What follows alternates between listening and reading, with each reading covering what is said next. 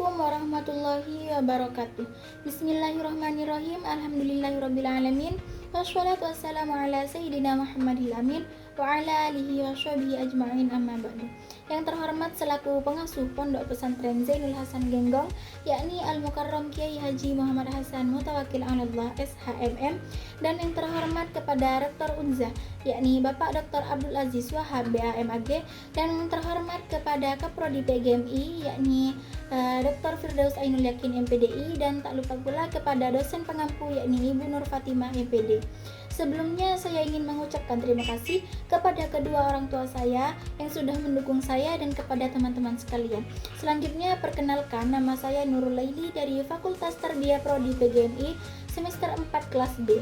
Di sini saya untuk memenuhi tugas UTS dari mata kuliah evaluasi pembelajaran DMI dengan tema pengukuran penilaian tes dan evaluasi pembelajaran. Nah, tanpa membuang banyak waktu, saya akan memulai dari pembahasan yang pertama. Baik, ini adalah peta konsep yang saya buat dengan tema pengukuran penilaian tes dan evaluasi pembelajaran.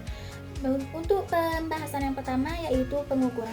Pengukuran merupakan proses yang memberikan angka atau skor terhadap hasil belajar siswa berdasarkan aturan tertentu. Nah, dalam konteks pendidikan, pengukuran itu digunakan untuk mengetahui tingkat kemampuan siswa secara kuantitatif. Artinya, hasilnya dinyatakan dalam bentuk angka. Nah, angka tersebut diperoleh dari hasil pekerjaan siswa, misalnya seperti dari ulangan, tugas, atau ujian. Nah, namun perlu dipahami bahwa pengukuran hanya menunjukkan angka, belum memberikan makna apakah siswa tersebut sudah paham atau belum. Nah, contohnya nih, ketika seorang siswa mendapatkan nilai 85, nah angka itu hanya menunjukkan hasil kerja siswa tersebut, akan tetapi belum menjelaskan apakah siswa tersebut sudah menguasai materi secara mendalam.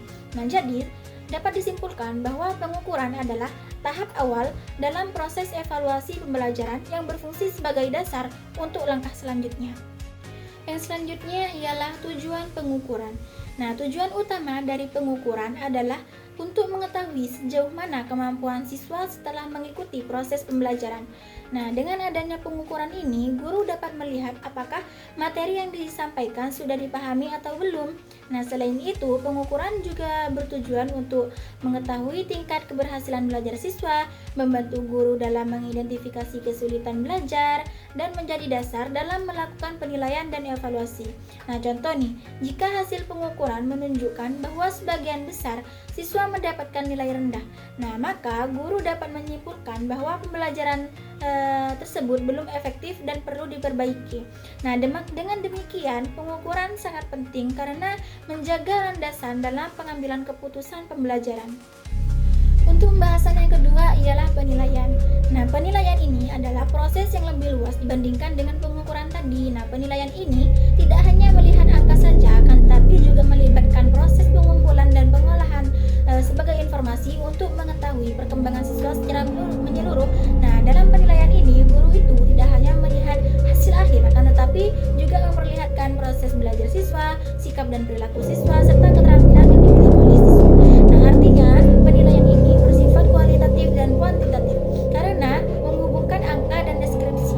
Nah, contoh nih, seorang siswa mungkin mendapatkan nilai biasa dalam tes, akan tetapi lebih aktif dalam diskusi dan menunjukkan sikap yang baik.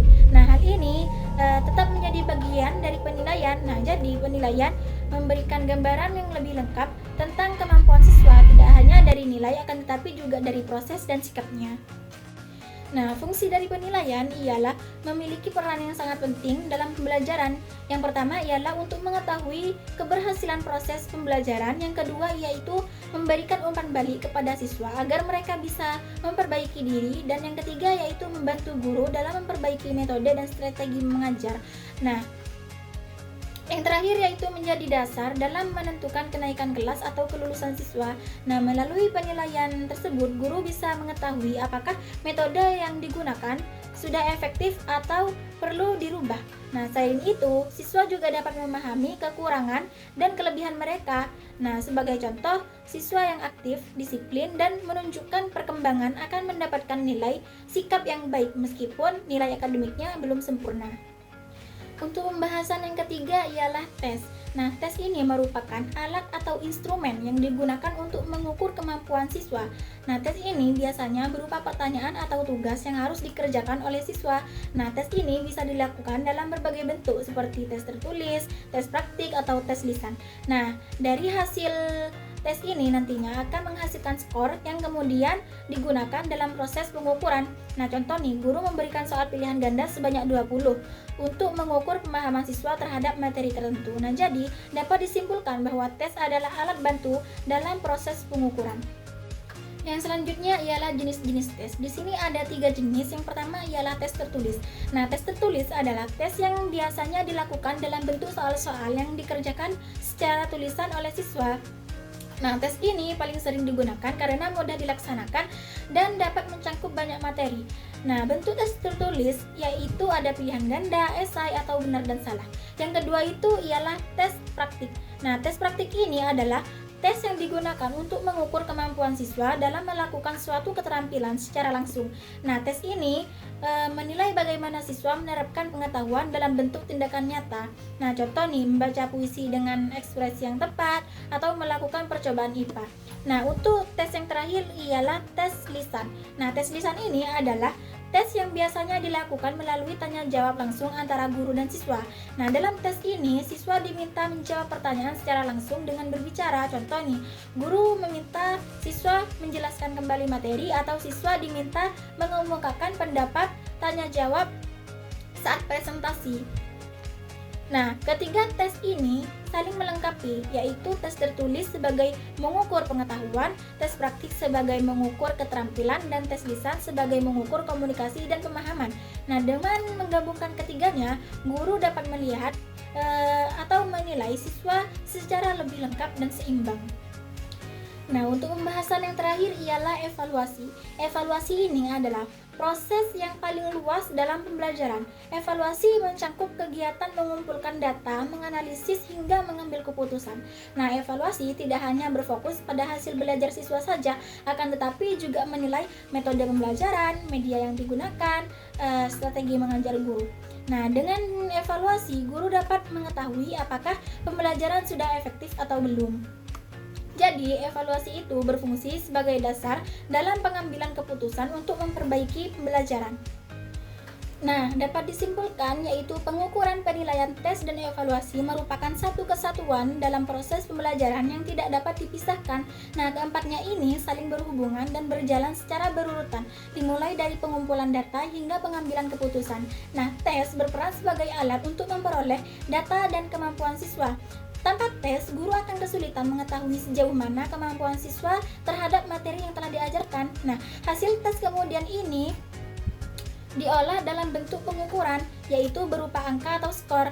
Nah, angka ini memberikan gambaran awal tentang tingkat pencapaian siswa, tetapi belum memberikan makna secara mendalam. Nah, selanjutnya, angka tersebut ditafsirkan dalam proses penilaian. Pada tahap ini, guru tidak hanya melihat nilai, akan tetapi juga mempertimbangkan proses belajar, sikap, dan memperkembangkan siswa. Nah, penilaian membantu guru memahami kondisi siswa secara lebih menyeluruh. Nah, tahap terakhir adalah evaluasi, yaitu proses pengambilan keputusan berdasarkan hasil penilaian. Melalui evaluasi ini, guru itu dapat menentukan langkah selanjutnya seperti melanjutkan materi, mengulang pembelajaran, atau memperbaiki metode mengajar. Nah, dengan memahami dan menerapkan keempat konsep ini secara tepat, guru itu dapat melaksanakan pembelajaran yang lebih efektif karena keputusan didasarkan pada data yang jelas dan lebih objektif, karena penilaian tidak hanya berdasarkan perasaan akan tetapi juga berdasarkan hasil yang terukur dan lebih terarah karena guru memiliki dasar dalam menentukan langkah selanjutnya.